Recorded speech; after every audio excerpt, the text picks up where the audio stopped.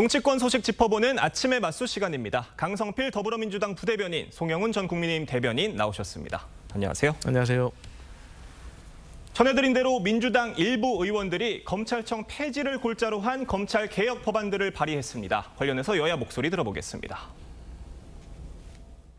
국민의 명령을 받들어서 검찰청을 폐지하겠습니다. 공소청을 신설해 대한민국에서 더는 표적 수사, 하명 수사, 정치적 수사라는 단어가 쓰이지 않도록 하겠습니다. 이는 개혁이 아니라 입법권을 앞세운 무도한 사법 쿠데타이며 이재명 방탄을 위한 법치 파괴 행위에 다름이 없습니다. 그러니까 검찰청을 폐지를 하고 중수청과 공소청을 만들어서 이 기소와 수사를 좀 분리하겠다 이거인데 이게 사실상 검찰을 공중 분해하려는 거 아니냐 이런 해석들 나오고 있어요.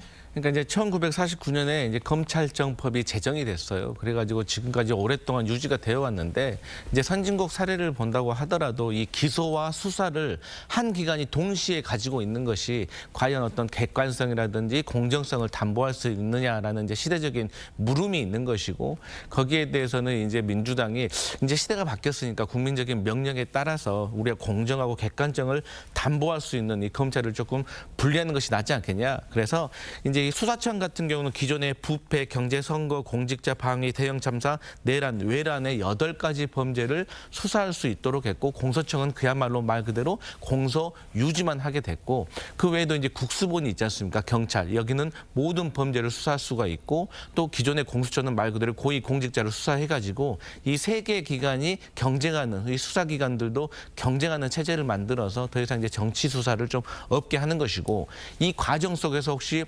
부당한 어떤 불송치라든지 불기소가 이루어진다면 이 총리 산하의 국수위, 국가수사위원회를 설치해서 여기서 이첩 명령도 할 수 있는 이러한 제도적인 장치를 마련하고자 이 법안을 발의했습니다. 그런데 이 검찰개혁법이 지금 발의가 된 걸 두고 민주당 내에서도 여러 가지 목소리가 나오는 것 같습니다. 좀 우려의 목소리들이 많다고 하는데 핵심은 이건 것 같아요. 이재명 대통령이 당초에 생각했던 시간표와는 좀 차이가 있는 거 아니냐 이건 것 같은데 지금 실제 분위기 어떻습니까? 그러니까 이제 사실 이 검찰청에 대한 폐지는 저희 민주당이 갑자기 꺼낸 아이디어가 아니라 아주 오래전부터 준비해 왔던 것입니다. 다만 저희가 이제 물리적으로 의석수는 앞서고 있지만 대통령의 거부권 행사 때문에 저희가 추진하지 못했던 것이죠.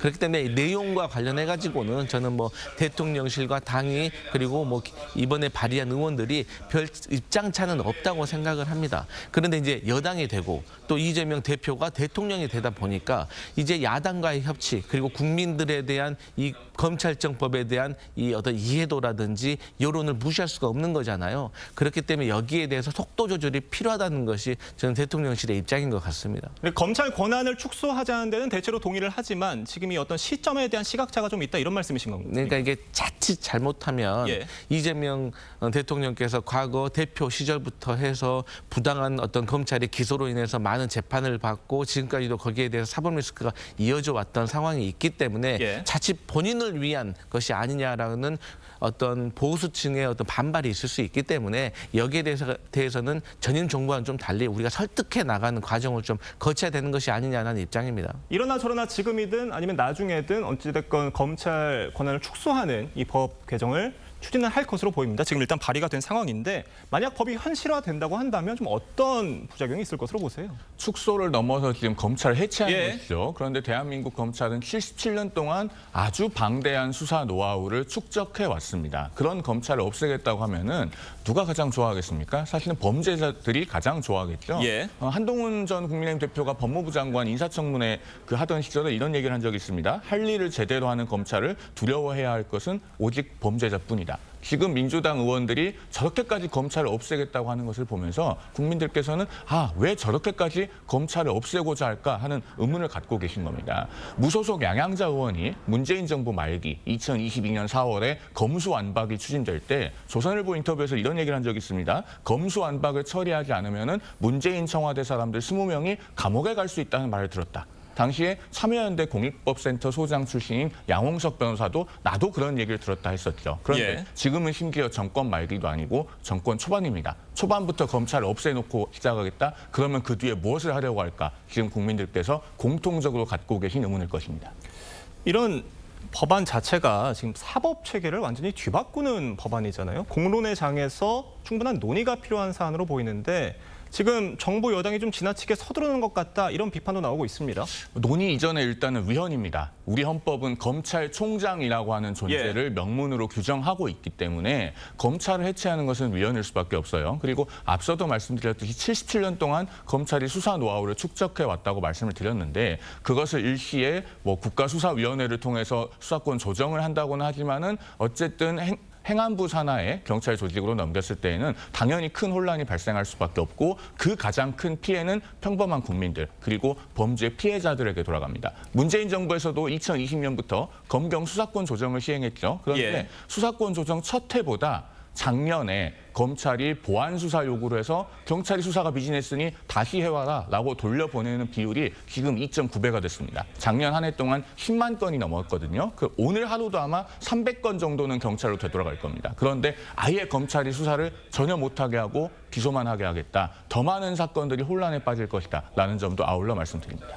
지금 국민의힘 한동훈 전 대표는 이재명 정부의 문화혁명의 시작이다 이렇게 비판을 했어요. 어떻게 들으십니까? 뭐 지금 중국의 그 마오쩌둥이 했던 그 문화혁명을 비교하시는 것 같은데 그 당시에는 이제 마오쩌둥이 대약진 운동 실패한 다음에 정치적으로 위기에 빠져가지고 본인의 어떤 정치력을 회복하고 당내 경쟁자들을 이제 말살하기 위해서 했던 정책이라고 생각하는데 그거하고 지금 이재명 대통령과 좀 비교의 대상이 아닌 것이죠. 이재명 대통령 같은 경우는 이제 막 처음 대통령이 된 사람인데 어떻게 비교의 대상이 될 수 있겠습니까? 그리고 이제 검찰청은 없어지지만 검사들은 계속 유지가 되는 것이죠. 수사검사가 되는 것이고 공소를 유지하는 공소검사가 되는 것이기 때문에 이 검찰청은 없어지지만 검사들은 유지된다라는 것이고 아니 뭐 검찰청이 없어진다고 해서 범죄자들이 뭐 활개치겠습니까? 지금 말씀드렸지만 국수본이라든지 그리고 뭐 공수처라든지 그리고 수사 검사들이 있기 때문에 오히려 저는 그 수사 기관들 간의 어떤 경쟁 속에서 오히려 범죄자들이 더 이상 활개치지 못하는데 더 기여할 거라고 생각을 하고 있습니다. 제가 짧게만 좀 반론을 드리면요. 중국에서 문화혁명이 1966년에 시작합니다. 그리고 1968년에 중국 검찰이 해체됩니다. 1975년에는 아예 최고인민검찰원이라는 조직 자체가 없어지거든요. 그리고 중국에서 검찰 기능이 부활한 것이 1979년입니다. 10년이 걸려서 복원이 됐고 그동안에 문화혁명이 이루어지면서 중국에서 수많은 사람들이 죽고 인권 유린이 이루어졌습니다. 정권이 하고 싶은 일을 하는데 거추장스러운 존재들을 없앨 때 검찰을 없애는 것이죠. 현대민주주의를 하는 국가에서 그 어떤 나라가 중국의 문화혁명 말고 중간에 검찰을 폐지한 일이 있었는지 한번 사례를 제시해 주시면 감사하겠습니다. 근데 이제 짧게 저도 반론 드리면 어떻게 중국 공산주의와 대한민국의 민주주의를 비교하겠습니까?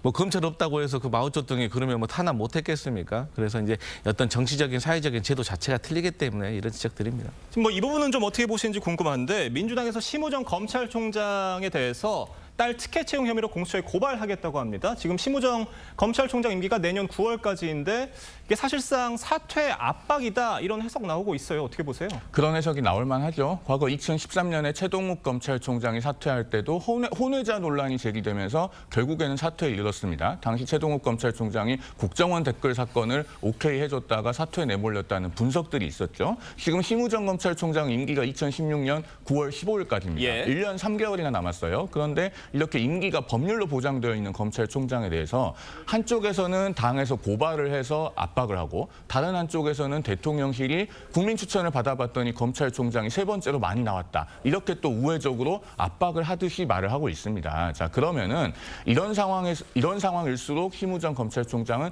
본인의 임기를 지키고 그리고 검찰 조직이 위기에 빠지고 나아가서 국민이 범죄 피해자로부터 보호받지 못하게 되는 상황에 대해서 정확하게 말하고 국민들께 설득해야 됩니다. 그것이 지금 현재 심우정 검찰총장에게 주어진 책무고 짧게 덧붙이면은 이재명 정권은 문재인 정부를 반면교사로 여겼으면 합니다. 임기가 보장된 윤석열 검찰총장을 당시에 무리하게 쫓아내려고 하다가 정권이 어떤 결말을 맞았는지를 돌아보셔야 할 것으로 생각합니다. 어떻습니까? 지금 민주당은 지금 심우정 검찰총장 나가라 뭐 이런 분위기입니까? 어제 대통령실에서 뭐 국민 추천제 지금 받고 있는데 검찰총장이 세 번째로 많은 후보 추천이 들어왔다 이렇게 공개하기도 했어요. 이게 뭐 어떤 메시지가 있는 거 아니겠습니까? 그건 이제 국민들이 추천하시기 때문에 그것은 여론이라고 생각하시면 될 것 같고요. 예. 저는 당연히 이재명 정부에서는 사실 검찰총장의 임기가 남아있기 때문에 검찰총장 저는 임기 다 마쳤으면 좋겠습니다. 아, 예. 이 검찰총장이 무슨 정권의 어떤 신호에 따라서 바뀌는 거 아니잖아요. 독립된 지위를 가지고 있는 것이고 검찰총장으로서 공정하고 객관적으로 업무를 처리하면 되는 것이기 때문에 저는 심우정 검찰총장의 임기를 마쳤으면 좋겠다라고 생각을 하고 임기를 마치기 전에 그만둘 수도 없을 겁니다. 왜냐하면 지금 따님과 관련돼 가지고 채용 비리가 있는 거 아니겠어요? 이거 두 가지의 문제점이 있는 거예요. 하나는 석사 학위 소지자인데 이 공고가 갑자기 취득 예정자로 변경이 됐어요. 뭐 취업 준비해 보신 분들은 알겠지만 이 대학생들 신입 사원을 채용을 할 때 대학을 졸업한 다음에 졸업식이 아직 안 돼가지고 그 학위를 취득을 예정하는 분들한테 이렇게 대입 신입 직원을 채용할 때나 이런 말을 쓰는 것이지 경력직을 뽑을 때 무슨 취득 예정자를 뽑습니까? 이게 먼저 잘못됐다는 것이고 두 번째로는 이 관련 전공이 경제였는데 이 심우정 검찰총장의 따님 전공인 국제정치로 전공이 바뀌었어요. 그래서 여기에 대해서는 그 심우정 검찰총장이 제대로 된 소명을 해야 되고 필요하면 수사도 해야 되는 것이고 수사에 들어가게 되면 당연히 본인이 검찰총장을 그만두고 싶어도 그만둘 수가 없는 처지가 된다. 그리고 그런 거와 별개로 저는 심우정 검찰총장이 검찰을 공정하고 투명하게 운영을 하면서 임기를 마쳤으면 좋겠다 이런 말씀 드립니다. 네, 알겠습니다. 이재명 대통령이 이른바 3대 특검법을 공포하면서 민주당과 조국 혁신당은 후보자 추천 작업에 속도를 내고 있습니다. 민주당 입장 들어보겠습니다. 이제 신속하게 한다고 하면 다음 주 초에 특검이 이제 임명이 될 가능성이 큰 그러면 것입니다. 후보군은 다 이제 어느 정도 정리가 돼 있는데 의외로 추천자가 많아요. 특검 후보들을 좀 꺼려한 분들이 많이 있을 것이다. 왜 그러냐면 변호사 개업을 3년 동안은 못 한다고 하더군요. 그게 고수를 주는 것도 아니고 여러 가지 어려움이 있기 때문에 그랬는데 추천이 많이 들어왔어요. 특별검사 후보군에 윤석열 정부에서 좌천됐던 분들, 또 문재인 정부에서는 요직에 앉으셨던 분들, 뭐 이런 분들이 좀 거론이 되고 있는 것 같습니다. 누가 될 것으로 보세요? 뭐 제가 이제 구체적으로 제가 누가 이렇게 추천을 받고 있다라는 것을 예. 알 수가 없지만 이제 큰 틀에서 봤을 때는 저희가 사실 이제 정당 이력이 있으신 분들은 안 되고 예. 또 그것보다 더 큰 현실적인 문제로서는 특별검사의 추천이 돼서 업무를 하다 보면 사실 이 공소 유지까지 맡아야 되기 때문에 이게 뭐 최소 2년 정도는 공직 생활을 해야 되면은 사실 변호사로서의 어떤 수익과 너무나도 비교가 되기 때문에 많은 분들이 좀 꺼리지 않겠느냐라고 걱정을 했었습니다. 근데 정당 이력 같은 경우도 뭐 조국 혁신당 같은 경우는 뭐 신생 정당이기 때문에 뭐 추천을 많이 받는 것 같고 또 생각보다 정의감에 넘치는 법조인들이 많은 것 같다. 예. 그리고 이제 검찰에서 막 옷을 벗고 변호사로 개업하신 분들은 사실 정당 이력이라든지 이런 것들은 별 문제가 안 된다고 하더라고요. 그래서 본인이 정의감만 있다고 하면 이 역사에 남는 이 특별검사로서의 정의감이 있다고 하면 저는 하실 분들이 많을 거라고 기대했는데 기대에 부응해서 많은 분들이 지금 지원을 하고 있다고 해서 다행이다. 그래서 공정하고 실력이 있는 특별검사를 추천하길 바란다 이런 생각합니다. 네. 근데 그런 특별검사 후보 추천에 국민의힘과 개혁신당은 지금 배제돼 있습니다. 앞으로 어떻게 될 것으로 보세요? 지금 대놓고 편향적인 인사를 추천하겠다는 움직임이 보이고 있죠. 윤석열 정부에서 불이익을 입었거나 뭐 좌천되었거나 대척점에 있는 인물들이 추천이 되고 있다고 하는데 이 특검은 현재 3중 편향 구조로 되어 있습니다. 일단 추천권자가 여당과 여당의 우당인 조국혁신당만 있죠. 예. 그리고 조금 전에 말씀드렸듯이 편향된 인사들이 현재 대상의 물망에 오르고 있습니다. 그리고 대통령이 임명합니다. 이렇게 3중 편향 구조인데 자, 이 지점에서 민주당이 깊이 새겨야 될 부분이 있습니다. 우리가 특검을 왜 합니까? 권력으로부터 독립된 주체가 수사를 해서 공정한 수사를 하기 위한 겁니다. 그리고 그 공정한 수사는 왜 중요합니까? 결론을 최대한 많은 국민들께서 받아들일 수 있게 하기 위해서 중요한 겁니다. 그런데 편향된 인물이 추천되고 임명이 돼서 수사를 하면 그 결론을 많은 국민들께서 골고루 받아들이시겠습니까? 아마 일정한 비율의 국민들께서는 끝까지 수긍하지 않으시게 될 겁니다. 이 점을 민주당에서 명심할 필요가 있고 지금이라도 특검법을 고쳐서 추천권을 제3자 추천, 대법원장 추천 같은 것으로 돌려놓는 것이 맞다는 말씀을 드립니다. 예. 다음 소식도 짚어보겠습니다. 국민의힘은 당 개혁안을 둘러싸고 내홍이 깊어지는 모양새입니다. 권성동 원내대표는 예정돼 있던 의원총회를 40분 앞두고 취소를 했고 김용태 비대위원장은 사전 협의가 없었다며 반발했습니다. 관련 얘기 들어보겠습니다. 지금 결론이 나지 않는 부분에 대해서 계속해서 서로 간의 의견이 왔다 갔다 하다 보면은 갈등이나 분쟁이 있는 것처럼 비칠 소지가 크기 때문에 그래서 오후 의총은 취소하기로 했습니다. 굉장히 유감스럽다는 말씀을 드리겠습니다. 속히 의원총회 열어서 당 개혁안에 대해서 과제별로 의원님들의 의견을 듣고 총의를 모아주시길 간곡히 부탁드리겠습니다.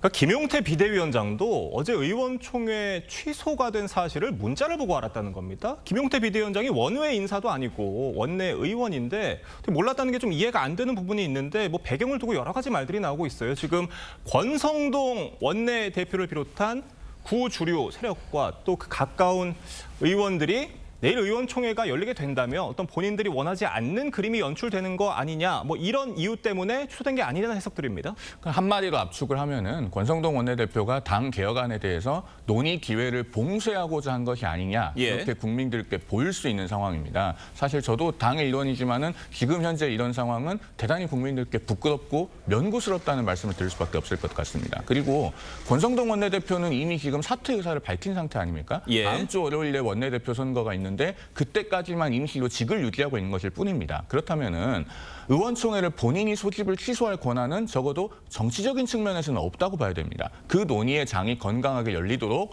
본인은 그것을 열어놓고 오히려 권성동 원내대표께서 하셔야 될 일은 그 의원총회장에 나타나지 않는 것입니다.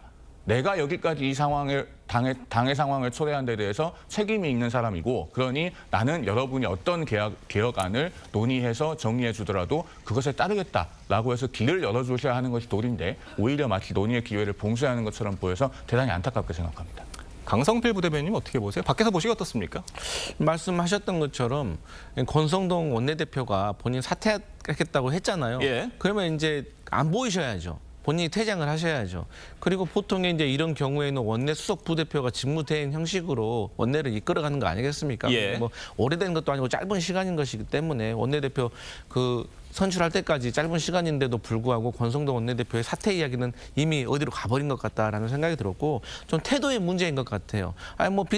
원내대표가 그 의원총회를 취소할 수도 있죠. 그런데 그 취소하려면 비대위원장하고 좀 협의를 해가지고 서로 간에 갈등하는 모습을 안 보이는 것이 정상인데 이것은 태도의 문제다. 이 태도는 왜 그러냐? 쉽게 말해서 본인의 불만에 대해서 본인의 지지하는 세력들이 지금 혁신을 하려고 하는 세력에 대한 불만을 그대로 표출해 준 거라고 해서 국민들 보기에는 명구스럽다는 말이 맞는 것 같습니다. 근데 만약에 새 원내대표가 이제 선출이 돼서 제가 이제 국민의힘 제도는 잘 모르겠지만 김용태 비대위원장의 임기가 연장이 안 된다고 하면 저는 이것이 오히려 또 갈등의 도화선이 되지 않을까 그런 생각해 봅니다. 그러니까 권성동 의원이 이러는 이유 뭘까 생각을 해보면 새 원내대표가 선출될 때까지 좀 시간을 끌고 그 새 원내대표의 어떤 자기와 가까운 관계, 또 구주류 세력에 포함이 되어 있던 그런 의원들이 나와서 어떤 당의 주도권을 다시 한번 잡아보자, 이런 계산이 깔린 거다라는 시각도 있는데 지금 벌써부터 신임 원내대표에 누가 나올 거다라는 얘기들도 나오고 있어요.